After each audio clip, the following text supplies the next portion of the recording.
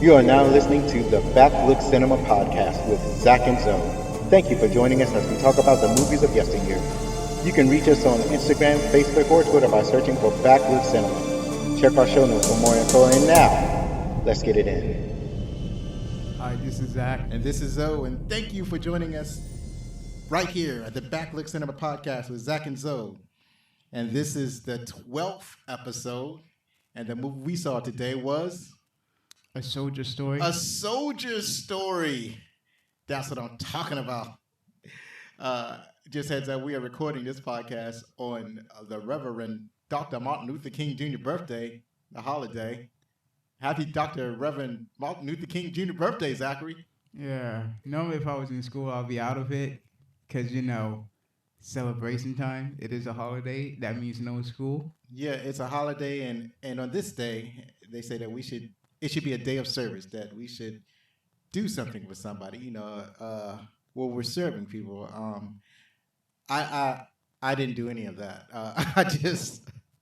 I know I should have, and I plan on getting into it one year, but it didn't happen this year. So the reason we started this show is to strengthen bond between father and son. I, Zoe, and my son Zach watch movies that I love when I was growing up in the 70s, the 80s, and the early 90s. And then we get Zach's impression on these great movies. Also, you can get t-shirts, hoodies, mugs, face masks, and a bunch of other items at our website, backlookcinema.com. Also at backlookcinema.com, you can leave us direct feedback, comments, suggestions, questions. It's right there for you. Just go ahead and leave some feedback at that website. And please, if you like our show, then rate and review us on Apple Podcasts or whatever podcast app that you might be using. So what you been up to? Playing Dragon Ball Z Kakarot. Aha! I thought that was an old game. No, it's not. Well, came out, I think, 2016. Don't remember. Not 2016, no. 2018, 2019. One of the 2 years. Well, that's video game years. That's old. It's not that old. That's old, man. Haven't you played that game before? I mean, I played it but didn't beat it because I gave it to someone to borrow, and then I had to wait to get it back. And then when I did get it back, I was like, I'll get to it later. Who'd you loan it to? Malik, who else? Oh.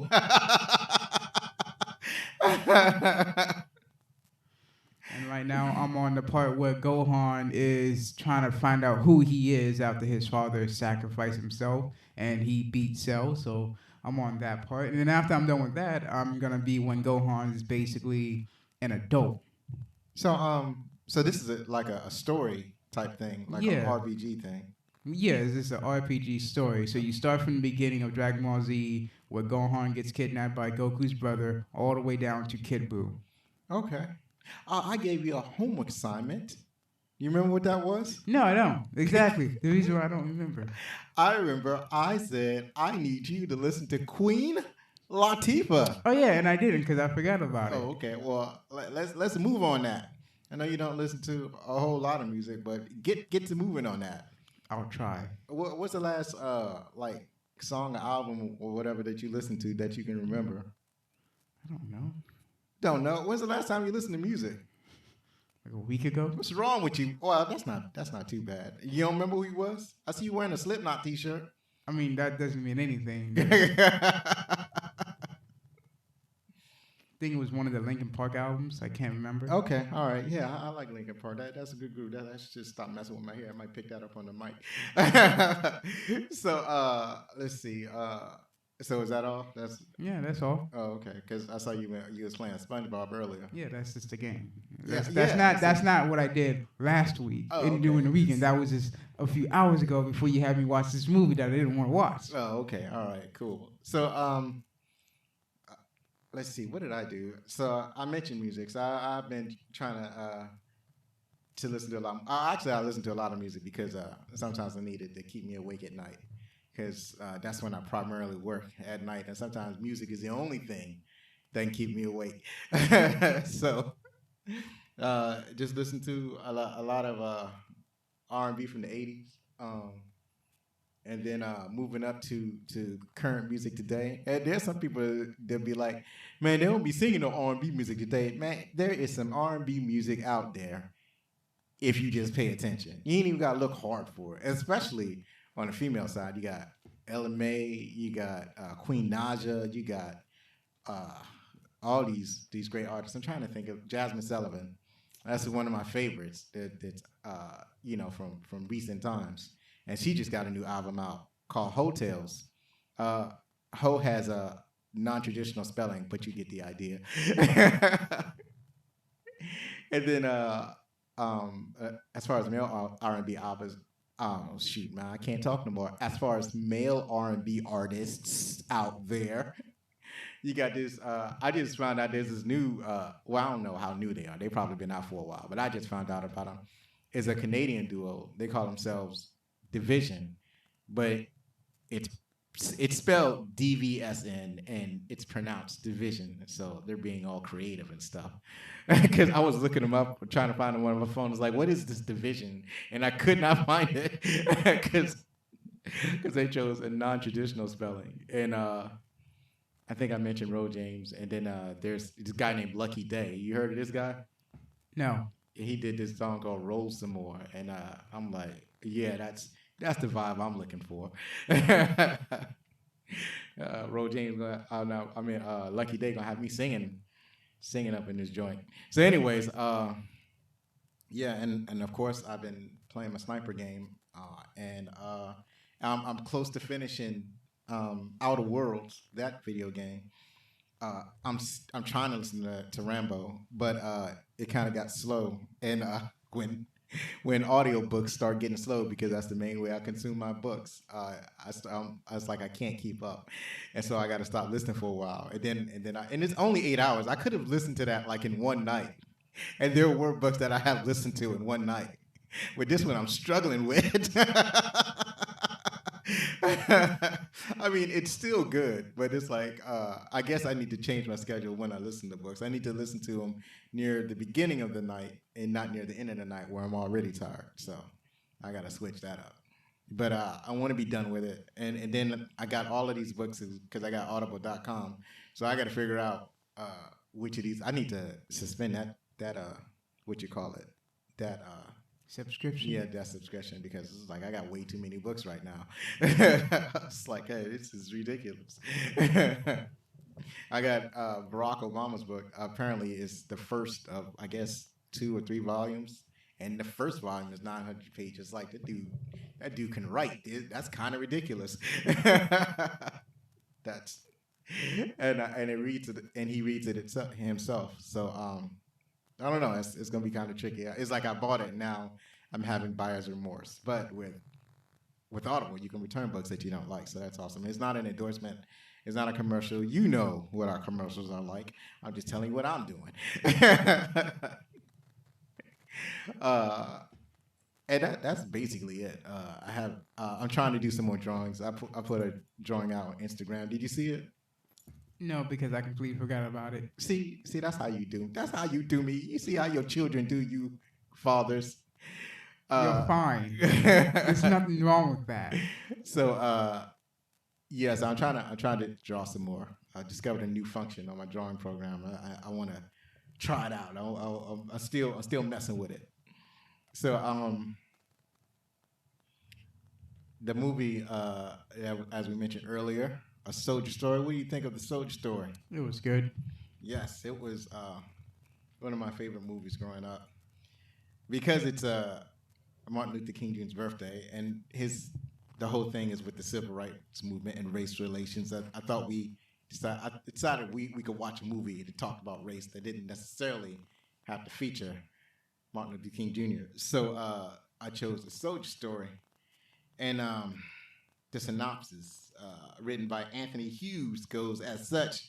In the town of Tynan, Louisiana, a black master sergeant is found shot to death just outside the local army base. A military lawyer, also a black man, is sent from Washington to conduct an investigation, facing an uncooperative chain of command and fearful black troops.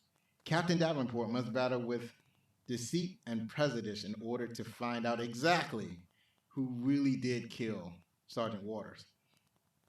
So this was released November 2nd, 1984, by Columbia Pictures. It grossed over $21.8 million on a $6 million budget. And it had rave reviews. Like, everybody liked this movie. Everybody who saw it. Now, obviously, it wasn't like a super blockbuster, like an action movie or nothing like that. But it did pretty good. Made more than twice its budget, and everybody who saw it really liked it. So this movie, starring I left out one of the most important. He was one of the most important characters. The actor I hadn't seen before or since, but he was one of the most important characters, and that was the actor that played CJ. So, but I'm gonna start with the main man, Howard E. Rollins Jr. He played Captain Davenport, and I know him. Folks my age, we know him better from In the Heat of the Night, the TV show with Carol O'Connor, and he's basically one of the most impressive figures in this movie. What'd you think of Henry E. Rollins Jr.'s acting? He was really good with his acting. Yes, he was good. What about the character he played? Also really good. Yeah, he's basically inspirational. That character is like, I want to be like that man when I grow up. That's the type. You see, he's trying really hard to set a great example of a human being in that movie. So I'm trying to talk and scroll on my phone at the same time. Not the best practice. That is actually bad practice. But I'm trying to find this particular actor because I didn't put that particular actor in my notes.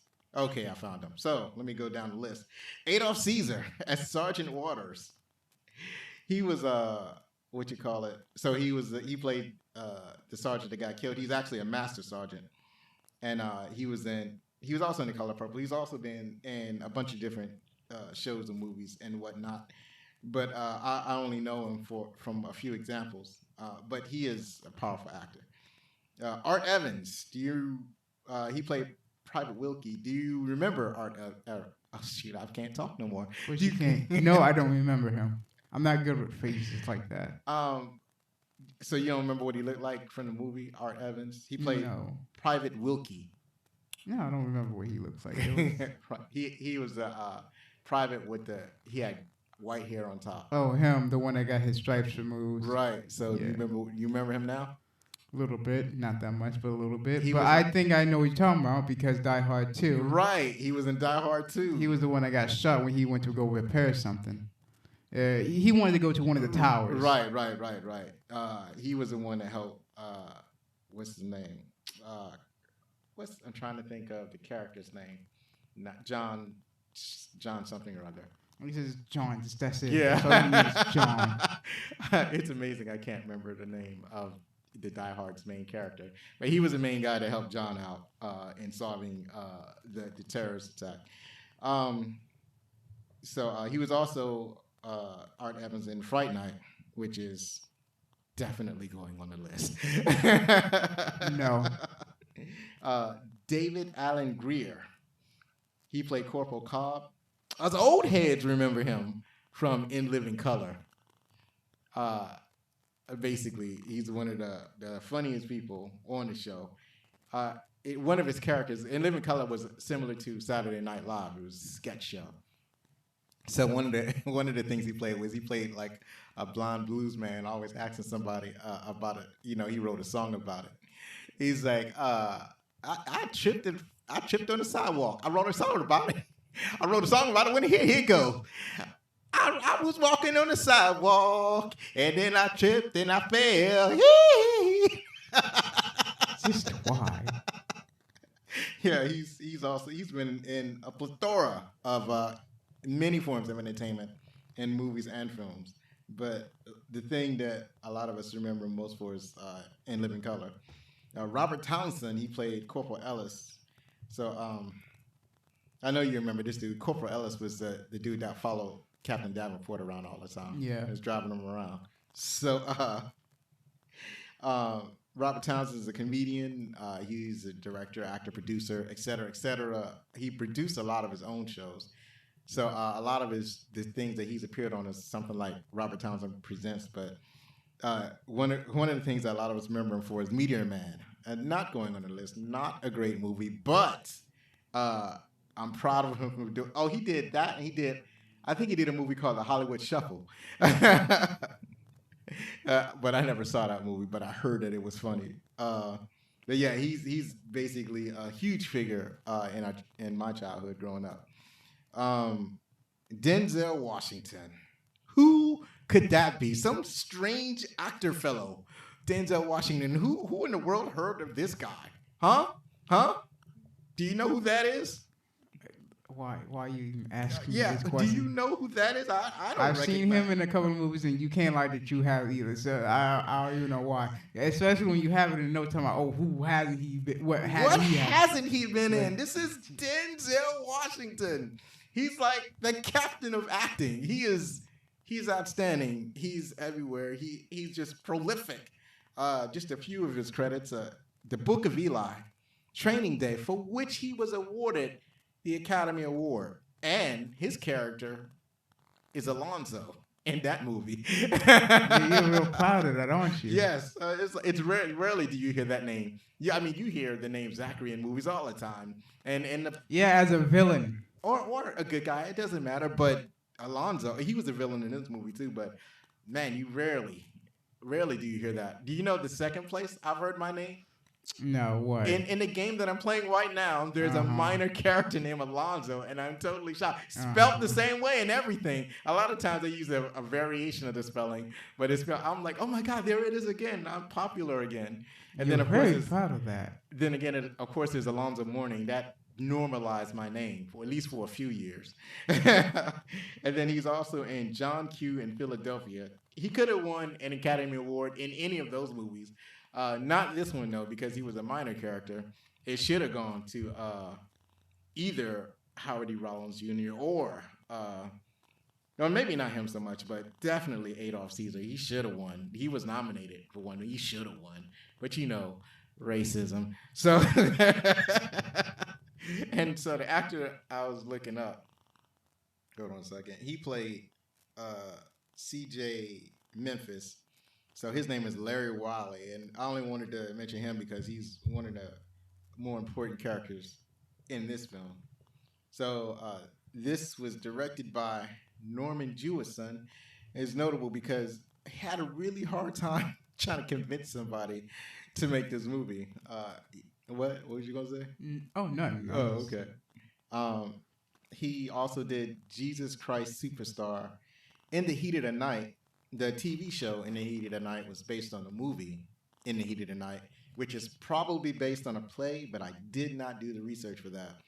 But that it was such a powerful movie that they continued it as a play. Moonstruck, which at one point I thought I saw, then I realized I did not see that movie. So like I know when I seen a Cher movie. Cher made a few movies earlier, like in the 80s. You know who Cher is? No. That she is more of a personality than anything else, but she's an actress and singer and probably a writer, probably a producer. But way back in the 60s, like in yesteryear, way before either of us was born, she was entertaining folks. She was part of the duo called Sonny and Cher. Later, Sonny and Cher broke up. And then she basically started her solo career. Sonny went into politics, and she started, she put out some albums. She did some acting. Do you remember that song, Do You Believe in Love? Have you heard that one? No, I haven't. The song that goes, do you believe in life after love? Stop. And no. You haven't heard that one? No. Okay. I don't believe I have. Your second No. assignment. You don't have to listen to her entire thing. You don't have to go back and listen to Sonny and Cher. As a matter of fact, would not recommend it. But you could at least listen to that song. Do you believe in love? Write it down in your notes. It's stacked onto your other homework assignment that you did not accomplish. Like, you don't even have to listen to Queen Latifah's entire catalog. Just a few, like 5 or 6 songs. Like, just get to the part where it plays like the first 5 songs and then starts going onto like the playlist of what her songs represent. Then you can stop right there. It's like only 5 songs. And then Cher, just listen to that one song. Do you believe in life after love? I just wrote it. That didn't sound good at all. Good. Yeah, it didn't. Stop singing. So he also directed Norman Jewison, a movie called The Hurricane that also stars Denzel Washington. Not going in the list because I didn't see it, but it's a very powerful movie because it's about a boxer. I believe he was falsely accused of killing someone and got put in jail, but and basically it's about him mentally surviving in jail. And so I believe that Norman Jewison was so impressed with Denzel Washington, he was like, well, I got to get him in a movie. I need to direct Denzel Washington in a movie because the dude is awesome, because he was already impressed with Denzel with this movie, which was written by Charles Fuller based on a play that he wrote. That's some cojones right there. You write a play, that play is outstanding. It's like everybody loves it. So he was like, okay, I'm going to write the movie for it. But and it almost didn't get made. And music was by Herbie Hancock. You familiar with that? No. So Herbie Hancock, he also wrote songs. He wrote songs for various movies, like 137 shows and movies. His credit, he has some kind of writer credit.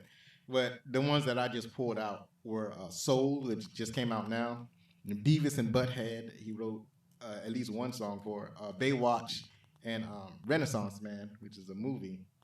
So the song that I remember him most for is it's like an instrumental song, but it's an instrumental song with a lot of electronic music. I forgot the name of it, but everybody knows what I'm talking about. Don't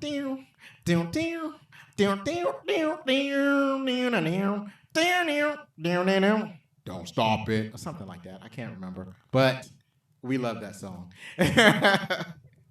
So it was produced by Charles Schultz, or executive produced. So that is it was such an amazing movie. Oh, it was just so amazing. Yeah, I'm glad you like it. But you know what? We're gonna go on a short break, and we'll be back to talk about our favorite parts of the movie, some movie trivia, and find out what some of the critics' thoughts. Hey fam, it's So, and I hope you're doing well. I was just sent the new Wayne Tech Signal 3.0 Signature Edition cell phone. It's the spanking new cell phone from Wayne Tech, and it's the most advanced and secure cell phone that I've ever had a chance to look at. It's the one everyone's talking about because it's not just a phone. It's a mini tablet. While other phones fold open and close, the Wayne Tech Signal 3.0 SE has a scrolling screen. This is the tech everyone's been talking about and waiting for. You can use it as a regular cell, and you can unscroll the screen to the size of a small tablet. The main difference between the Signature Edition and the regular Signal 3.0 is that the Signature Edition is slightly bigger. It has a macro camera that isn't available on the regular Signal 3.0, and it has Bruce Wayne's signature embossed on the back, although there's a rumor that a special extremely limited edition of the Signature will be personally signed by Bruce Wayne himself.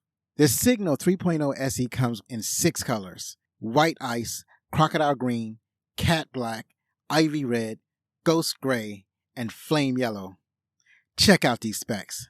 An amazing scrolling screen. Scrolled, it's at 160.9 millimeters in height by 62.9 millimeters in width. Unscrolled, it's 160.9 by 117.9 millimeters, and that's the width. It's almost twice the width. It comes with a 5500 milliamp hour revolutionary carbon nanotube battery that lasts for a full 3 days. Fast charging 80-watt power brick is available, although you probably won't need it as long as the charge lasts. With this power brick, it charges the phone in 25 minutes. Wayne Tech's Super Glass 3, which is 3 times tougher than Corning's Gorilla Glass Victus. No ports at all in this phone. Allows for an IP68 rating. Completely dustproof and waterproof. So that also means wireless charging, wireless earbuds, under-glass fingerprint reader, sound conducting glass if you want to play your music out loud. The whole phone acts like a speaker. No hole punch selfie. The camera is behind the display, and despite this, has outstanding picture quality. Besides the macro camera, on the back it has a 50 times optical zoom, a standard 400 megapixel camera, and a wide angle lens. Last but not least, it'll have the new Pennyworth 12 operating system. I'm still testing it out, but so far this is an amazing phone. No official word on the pricing, but word on the street is that this joint will be around $1,900. It should be coming out this spring, so get it if you can afford it. Now, back to the show. And we're back. Thank you for joining us once again to the Backlook Cinema Podcast. And so this movie takes place during World War II, around 1944. So it's actually like the last year of the war. It takes place in Louisiana at these colored Army barracks. At this point in U.S. Army history, the black troops were still separated from the white troops. They practiced segregation, as did much of the country. They believed in separate but equal, although when you separated them, they were not treated equally. So they were kept out of World War II largely. They were treated with suspicion. People believed that they could not do the work that a soldier is supposed to do on account of the color of their skin. That's why it's like, you're allowed to join the army, but we're not going to let all of you fight yet. You know, that sort of thing. So, and it struck me, the other thing that they kind of touch on, and that I'm going to hit in the trivia section, is that they not only talk about racism between white people and black people, but a type of interracial racism between blacks themselves, between black people. So nowadays we have what we call colorism, where we look where you got some people, you know, they look at the skin tone of black people, and there's sort of a kind of interracial tension or you know, discussion or whatever in that aspect. But in this movie, they explore a type of racism where you have people that are trying to emulate what they think white people want to see, and they see another person who may not be literate or may be less educated, and they say, well, that person is a throwback, and we don't need that type of person anymore, and we need to erase that person. We need to get rid of that type of person. So that is the type of interracial racism that this movie also addresses. So this is a heavy drama. Because let me ask you something. You liked Hunt for the Red October, didn't you? Yeah. So that was some drama. Although it has some action element, it is a lot of suspense. But this time I decided to go deep into drama. I'm testing you, son. See if you can handle that drama. So no action sequences. The total antithesis of this show. But this is one of the ones I thought about. I was like, you know what? We need to explore this. We need to talk about this. So let me ask you, what was one of your favorite parts of the movie? Let's see, the couple of scenes where you see the captain walking around and everyone just staring. I'm like, is he really a captain? This man's black and he's a captain? What? Right. And including with the white people, they just look at him like, they must have lost their minds making this man a captain. Who gave this man the captain uniform? No one should give that man a uniform. He's black. That's not allowed. Right. That was at the very beginning of the movie too. Another good one was when he got into a Jeep. What is? Yeah, that's a Jeep. You are correct. It is called a Jeep. When that's where Jeeps come from. Where who was it? I think it was Ellis. Ellis? Yeah. What you talking about? The corporal? Corporal Ellis. Yeah. Telling him, oh yeah, I used to drive a fire truck, and then they had me drive, and then you had me drive some ambulance, and then they had me driving this. I only flipped over twice. Twice, okay. And then he talked about one of the times that where it flipped over. Something. Oh yeah, in the paper it said he one of the guys questioned two white dudes that's officers. Just like, and I wasn't told because it was in the report I was giving to someone else that I looked at because the Jeep flipped over and I just happened to see it there. Right. The Jeep flipped over, the paper scattered everywhere, and I had to go pick up the paper. I had to pick up the paper. Happened to see it. Another good one is when Captain Davenport goes to question the two white officers. One of them gets mad and he keeps telling him to sit down. And he's getting very agitated. Like, I can definitely see that. White man not liking how there's someone above him who is black giving him orders and he can't do nothing about it. Right. He wants to so bad. He wants to, but he knows he can't because he knows it'll be written down by the other captain. That is there. That is white. Right. That was the intent of the. See, he got his. Okay, here's one of my favorite parts. So he goes to the colonel, who's in charge of the whole base, to get permission to question the white officers. So the colonel is very reluctant, but at the end he says, okay, you can do it, but you need to have a white officer there present with you. And I think it was kind of twofold. One was that he didn't want the officers to feel like they're being told what to do by a black officer, even though the black, Davenport, the black officer, he basically had the authority to question him and whatever. And he didn't want to feel that like his officers had to do what he said. So he sent the white officer kind of as backup. And it's like, well, you don't have to do what this black man says, but you do have to do what this white man says. So that was kind of the intent. And also, I think his side content, his other motive was to basically to give Captain Davenport necessary backup because, and it's almost the same reason really, and he wanted to he felt that the white officers was going to get unruly, so that's why he sent Captain Davenport that backup. So and that's leading up to your part. What are the things you got? I would say this the entire investigation of him listening to the stories to puzzle on who could have done it, on who hated him so much, or what was the necessary cause for it. Yeah, how they put the movie together was really nice. That was really good because it's like, it had to be the Klan. Nah, it can't be the Klan. Then it was the two white officers. Really? Yeah, because remember, they said they drove up, left them on the road, and then went away. It's like, it could be them because they would have the motive because of the way the guy talked back to them. I was like, that could be a reason. It's like, no, that can't be right. Especially when they told us that they didn't have any. What happened was. I forgot what gun they had. It was a 45. Yeah, so 45. So what happened was, they were coming from an exercise where they had guns and ammo or whatever. So, they saw the sergeant. They beat up the sergeant, and they were saying, well, we couldn't have killed them because no one had ammo for that particular mission. No one had that particular type of ammunition. The master sergeant was killed with a 45, but nobody on that team had a 45, so they could not have killed him. And so his backup, I forgot. I know his first. I can't remember his first name. Charlie, I think it was. Yeah, his first name was Charlie.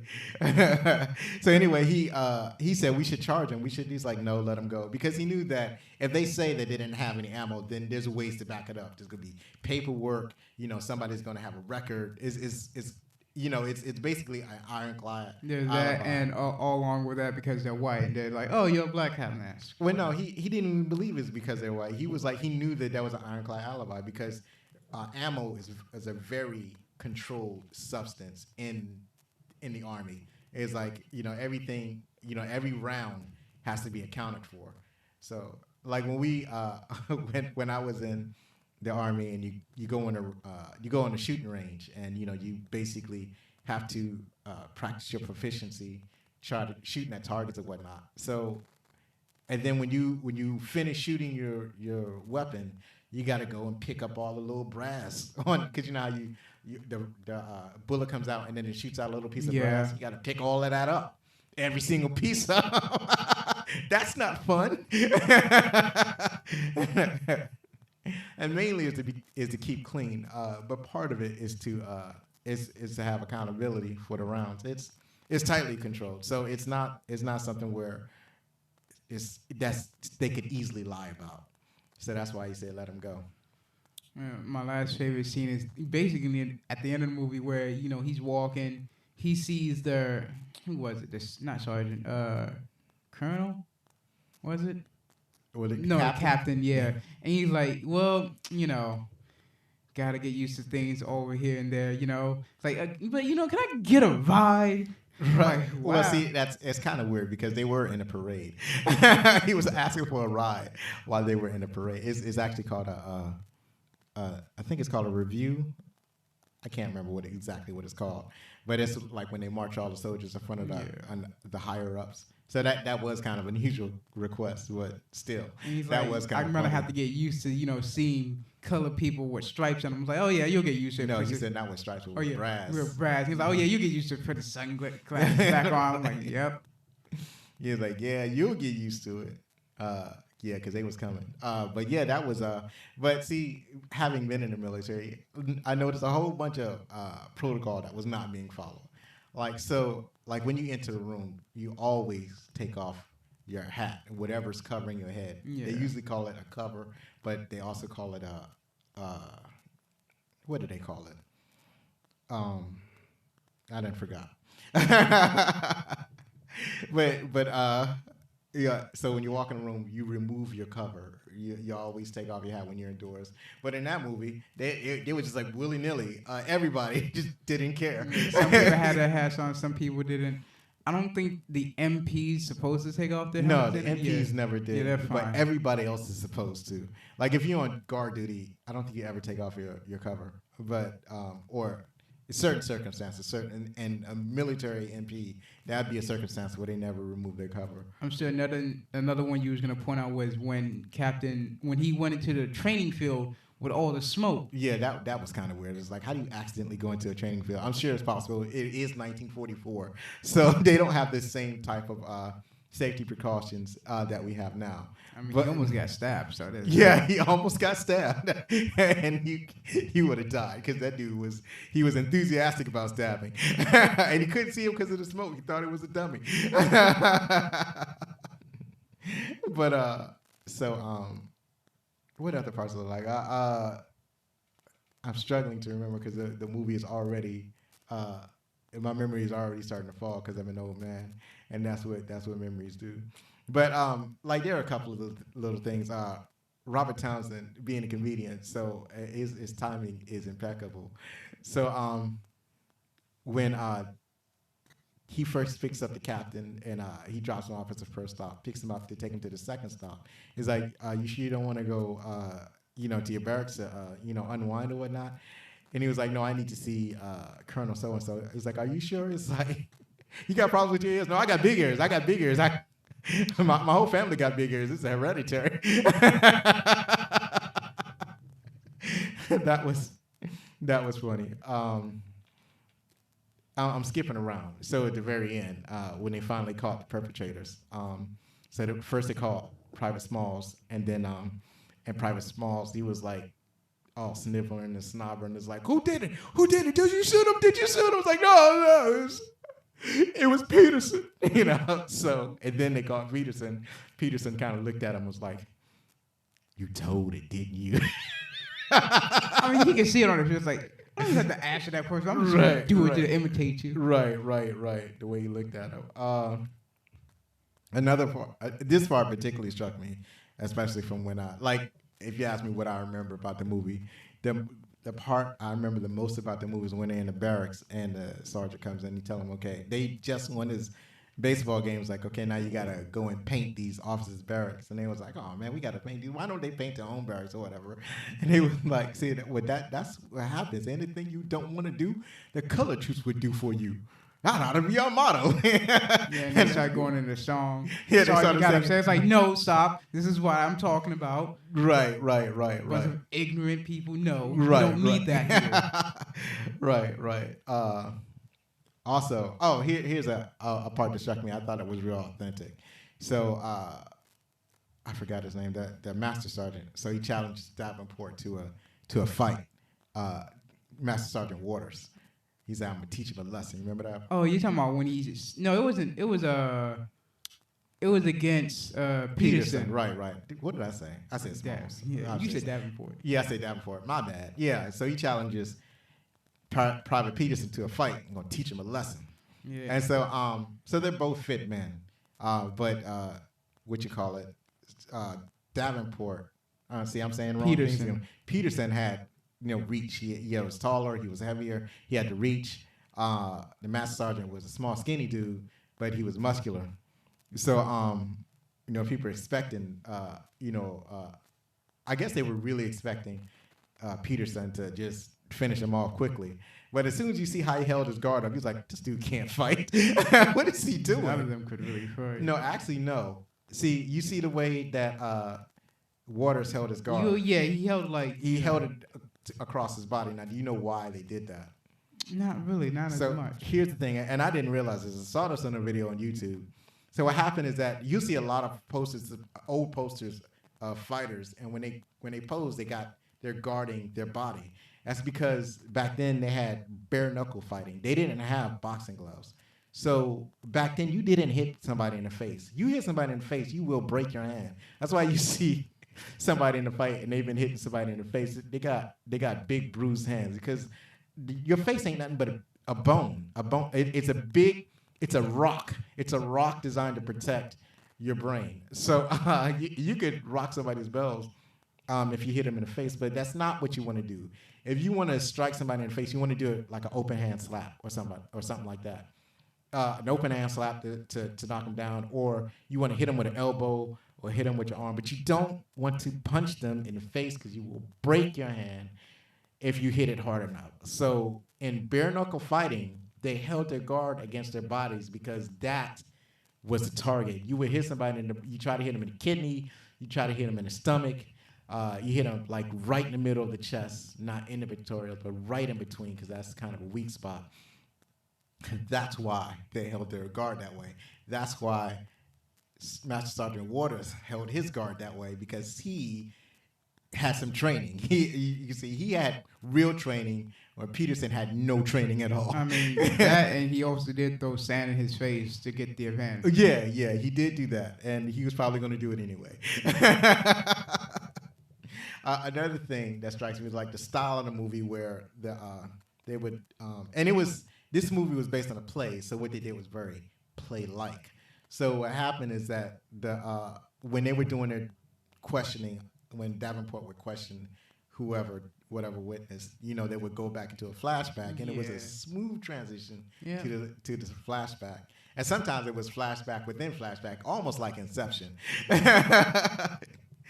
So, like when he was talking to the piano player, I don't remember his name, talking to the piano player, and the piano player would give his testimony, and then he would go into hearsay about what somebody else did with somebody else. Yeah. So, no, actually, I'm getting it mixed up. He was talking to, not the piano player. He was talking to that dude that was like, whatever you don't want to do, the color truce would do for you. That dude, David Allen Grier's character.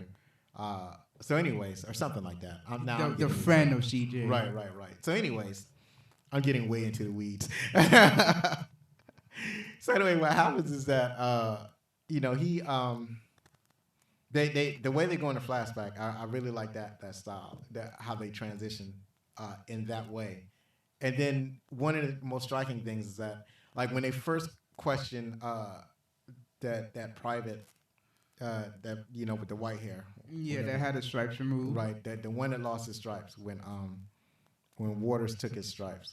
So when he first talked about Waters, it was basically in glowing terms. It's like, oh, he was a good guy. I can't see why anybody would kill him. He was a nice guy. And then in the flashback, you see him talking about CJ. Oh, CJ's a nice dude. Everybody likes CJ. He's a good man. That'd be C.J. Memphis, the guitar player that can barely read and write his own name. And then when he tells the truth at the end of the movie, he tells the truth. He's like, nobody liked him. He took my stripes. I hated that man. He's like, I worked 10 years for that stripes. It's like for something that I did, you would give him extra duty or something like that, but you wouldn't take his stripes. I mean, that was like above and beyond. Yeah, what is the type of guy that would basically like, oh, I'm gonna do this so I can get more power. Right. And they're both kind of that way, but I think the sergeant with the white hair, well, the private with the white hair, he was a sergeant. He had more respect for the men, and Waters seemingly did not. So he told the truth, and then in a flashback, you see Waters' true nature, and basically, and when I mentioned the kind of interracial racism, that he considered himself like he was uneducated. He educated himself, or he worked hard to be educated, and based off of how he was raised by his father, and he basically hated black men who were uneducated, which was common in 1944, especially if you grew up on a farm. So he hated people like that, and he basically wanted to punish them for being the way they are. So and so when you see his true nature, and then it's like in this particular scene, he's talking about CJ, and then the whole scene goes dark. Like first, you see CJ in the background. You notice that? Yeah, he's in the background. He's looking in the mirror. You can see his reflection. The whole entire it starts slowly fades back. Well, you only see his face, and it looks like he's looking at the camera. It's no longer just a reflection at that moment. Right, and that's basically that's his soul. It's like, what do you know? What's going on here? You got something on your shirt? Oh, okay. It's a hole. No, it's like, oh, goodness gracious. Okay. Well, that's gone. So, anyways, okay, that's taken care of. So, anyways, that was his soul right there, and then it pulls out. So it kind of showed, and I like the way it showed different aspect of when they were going through the flashbacks. So that was it was just impactful. I'm gonna use that word. It was an impactful movie. So let's go into some of the trivial elements of the making of this movie. Director Norman Jewison said of Denzel Washington in his autobiography titled "This Terrible Business Has Been Good to Me."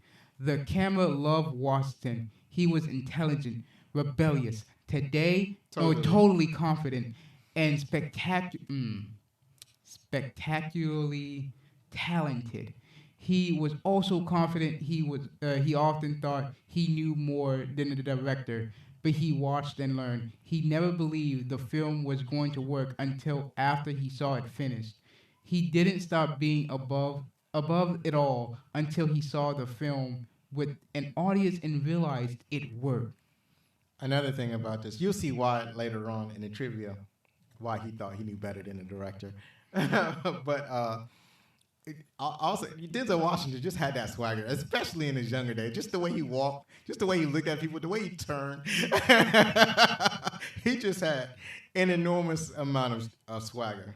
The only actors, Adolph Caesar, Denzel Washington, and William Allen Young appeared in both this film and its original Negro Ensemble Company off-Broadway theater production in New York City. So that's why he knew more. Where he acted as though he knew more than the director is because he was in the original play. I was in the original play. I know what to do. Right. But he's not the director. You need to fall back. The film music score was interpretative, impromptu. Let me get that word for you. Interpretative, impromptu. Music entirely improvised by Herbie Hancock, along with around half a dozen other musicians. So, what books did you read this week? I don't even read books. Okay, you need to get into reading some books. Good. No. And reading out loud. No, That's what no, you need to do. no, You need to. I don't like reading Let out me ask loud. Thank you something. so much. I remember, what you call it? Your mom, she told me that you didn't like going over your grandma's house because your grandma would make you do math and read books. Exactly. That's not what the whole point was going over to the grandparents' house for. Right. It was to relax and have fun, but no. The funny thing is, your great grandmother that we all call Granny, she was not exactly like that. She would give us stuff to read, but she wouldn't be like, "Here, read this." She would just those were her gifts. She gave books as presents. I mean, she gave a lot of things as presents, but she wouldn't like force a lot of things on you. What she did force your cousin Tommy to play the piano. There was that. There's Tommy. But that's because he made the mistake of having to live with her along with his mother, and they lived with them for a while. So it's like, well, why are you in this house? You don't learn how to play this piano. But she wasn't really the type to force stuff on you like your grandma is. But she did give me like, I think one of the best gifts she gave me was because I guess she only gave it to me because she knew I liked to read, and I was into reading the Bible a lot. So one of the things she gave me was it was a book called The Book, and it's basically it was what do you call it? It was a modern language version of the Bible. So it's like, it wasn't "Thou goeth to the mooneth." It was he went go to the moon. It was written in plain English. So I read that book a lot. So she did do that. Anyway, back to the show. The picture was originally given a rating of R by the MPAA. This meant, by definition, that the picture was classified as being potentially detrimental to children. The rating was eventually changed to a PG rating upon appeal. Norman Jewison has said of this, "Strange looking back on it now that anyone could find the film detrimental to young people. I made it for young people. I wanted them to know how heroic their forefathers were, how their fathers and grandfathers had fought for a country that wouldn't acknowledge them as equal with white men who had fought alongside them. How you could give your life in defense of your country, but couldn't be led into battle by a black officer. I wanted my children and their white friends to see it and understand more about racism and its insidious spread over the centuries and into our lives." This picture dealt with racism and racial themes, including what Norman Jewison called black racism, which is racial discrimination by black against blacks. Jewison had previously examined the subject matter of racism in his earlier picture, In the Heat of the Night, that came out in 1967. That movie was nominated for 7 Academy Awards, winning 5 Oscars, including the President's Beast prestigious Best Picture. A Soldier Story, that came out in 1984, was also Oscar nominated for Best Picture, but didn't win. That has a hint of, I mean, can you smell it? You're going to say racism. A waft. It's a waft of racism right there. Okay. Well, I don't know who it was up against, but like I always say in these matters, all of the films that are nominated deserve to win, and this one should have won, but did not. Samuel L. Jackson originated the role of Private Henson in A Soldier's Play, which was played by William Allen Young in the film version. Guitarist Larry Riley and singer Patty Labelle wrote and performed their own songs for the picture. Okay. Patty Labelle. Oh, Labelle. Okay. Labelle. Listen, I don't know how. You're ruining First my of all- icon over here. Listen, I don't know how some people say their names. Okay. Patty Labelle is one of the greatest It singers. looks like it says Labelle. our kind. Labelle, like, okay. Well, the Don't E is try. silent. Well, I can't tell. Can't believe your young millennial behind did not know who Patty LaBelle Yeah, because I didn't really listen to is. music like that back then when I was growing up. Now I didn't realize that was Patty LaBelle when I watched the movie. I recognize her now, but when I was growing up, she used to have these crazy hairstyles, and so when I saw her in the movie, I did not recognize her. And did I say that it was oh shit, I lost my place. Larry Riley. So he was what you call it? He played CJ. I'm 90% sure. Let me go back to the phone. Yes, do that. Yeah, I am right. Larry Riley. So yeah. So he's an actual guitar player. He's an actual singer. He wrote his own songs. All those songs that you saw in the movie, or probably most of them. I'm not gonna say all, but most of them. Those were his inventions. Patty LaBelle sang her own songs. So when they open the movie, and I feel like no. There's two women in the movie. There was the Colonel's wife, and there was Patty LaBelle, and she played Big Mom or Big Mary, something like that. And that was that bar that the soldiers went to. Yeah. So so she's singing, and so that's all her. That's all Patty LaBelle. It's not because she is a singer. So, but it's just that, and that's basically all she did in the movie. Like she didn't really have any dialogue. No, she just sang the whole time. That was that was perfect for her. So this is interesting. Bill Clinton visited the set during principal photography. Clinton was very supportive of the film and assisted with providing the use of the Arkansas Army National Guard for a marching parade sequence, which the production, with its limited budget, could not finance the hiring of that many extras and background artists.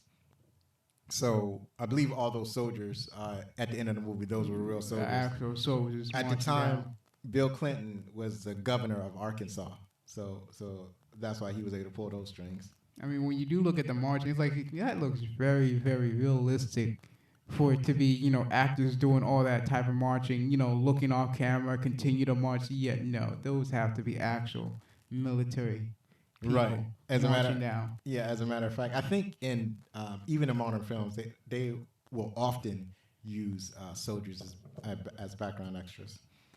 Let's see here. Norman Jewison said of this film, on his audio commentary, no one really wanted to make this movie a black story. It was based on World War II, and these themes were not popular at the box office. No, they were not. Hopefully we've grown since then, but I can't see us growing. Here's a phenomenon. I don't know if I talked about this. I learned this from somebody else in another podcast. When you have a real popular movie, a movie that makes a lot of money, what happens is that other studios will imitate that movie.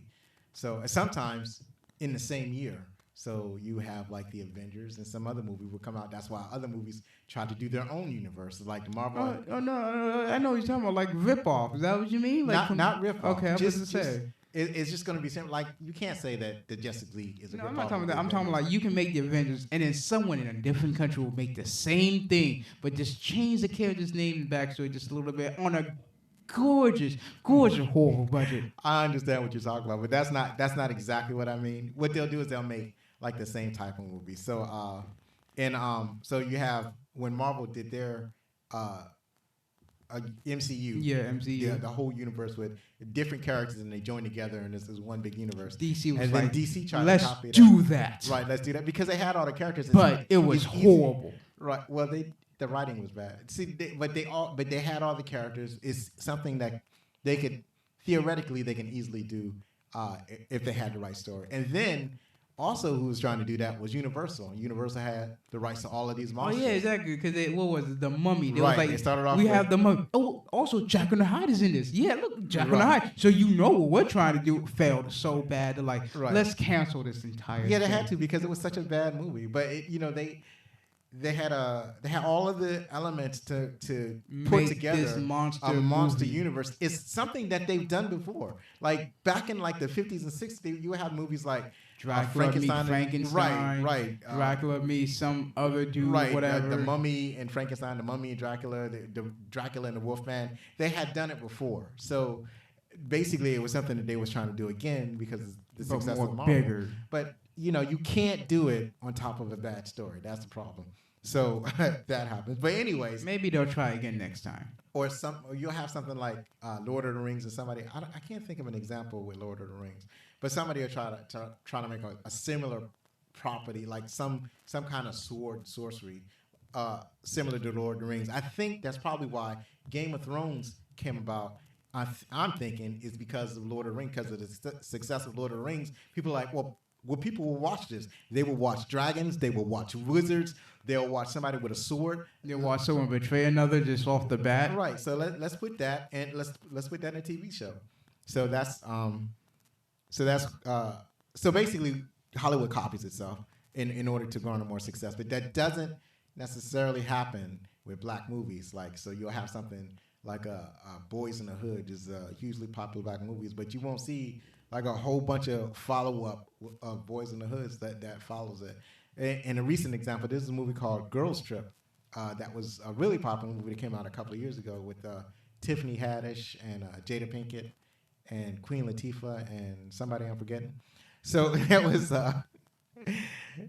was usually, but you didn't see like a copy of that movie. You would expect other studios to copy that since it was successful, but you didn't see any follow-up copies of that movie. You might see a sequel to that movie, but you don't see any copies of it.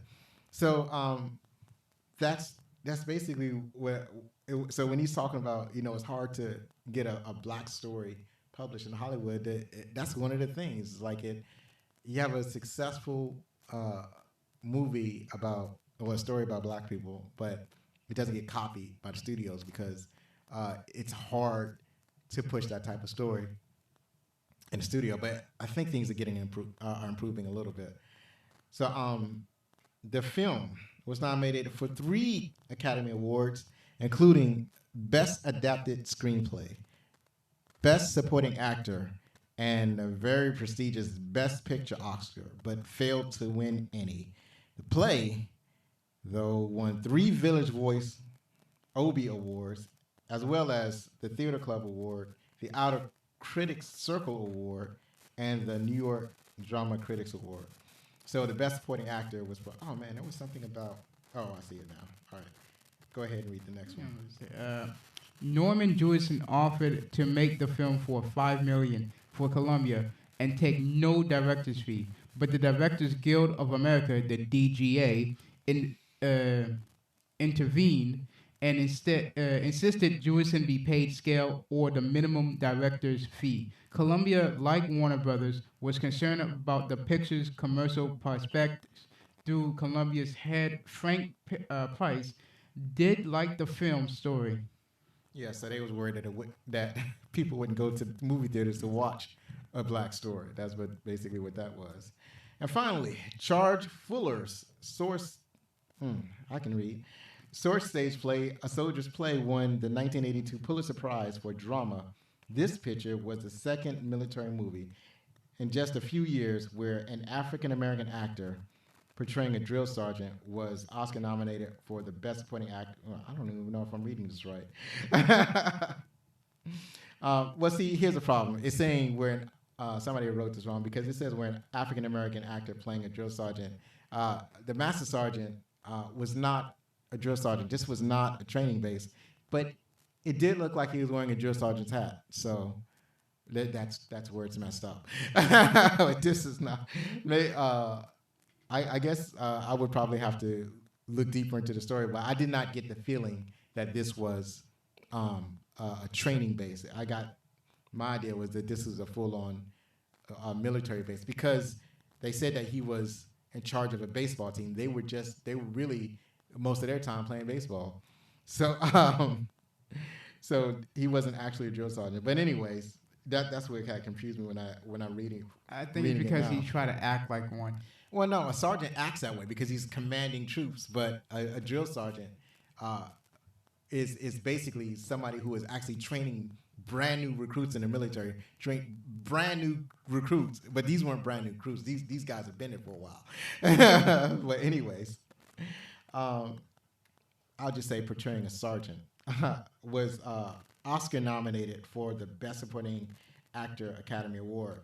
These were Adolph Caesar in this film playing Sergeant Waters, who did not win, and Louis Gossett Jr. portraying Gunnery Sergeant Emil Foley in An Officer and a Gentleman in 1982, with Gossett winning his Oscar. And so I'm like, Adolph Caesar should have won his Oscar. That's all I got to say about that. He was the best supporting actor. He should have won that joint. He should have. Anyway, what do critics think? So critics on Rotten Tomatoes, this is 90%.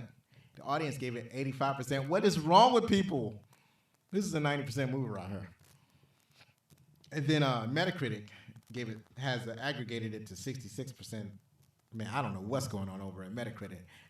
To me, it seems like Metacritic is not trustworthy.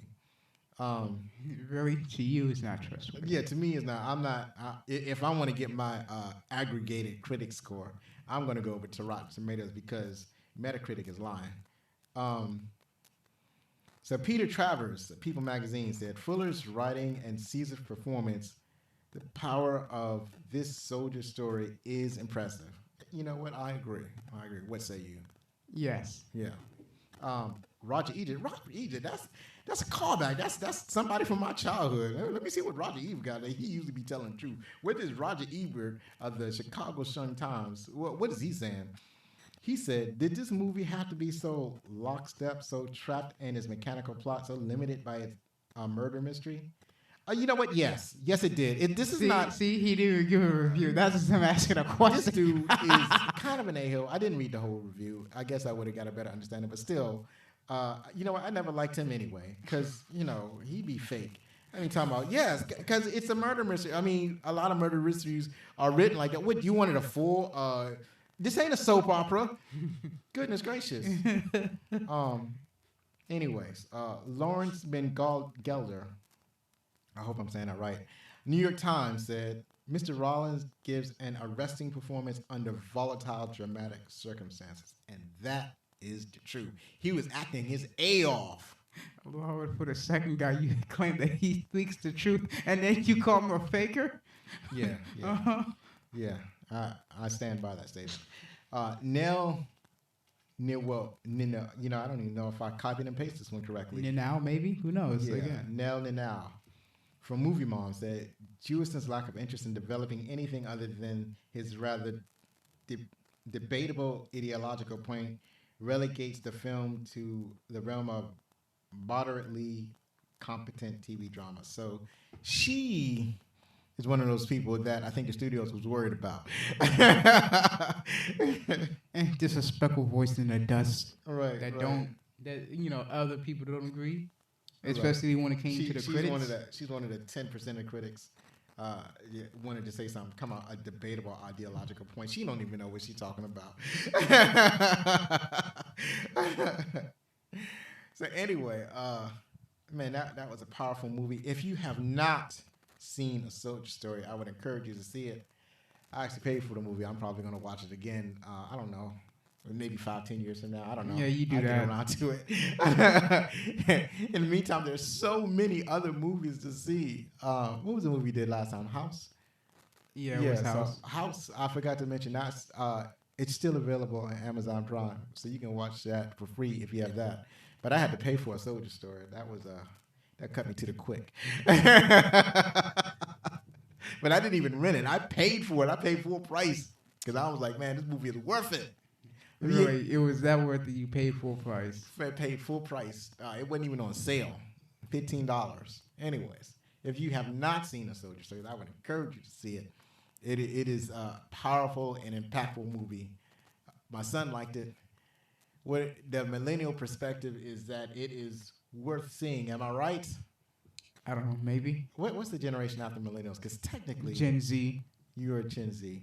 I'm basically in between because I looked it up. No one can say which it is, and I'm like, all right, it looks like I'm in between. Doesn't matter for me. You're an in-betweener.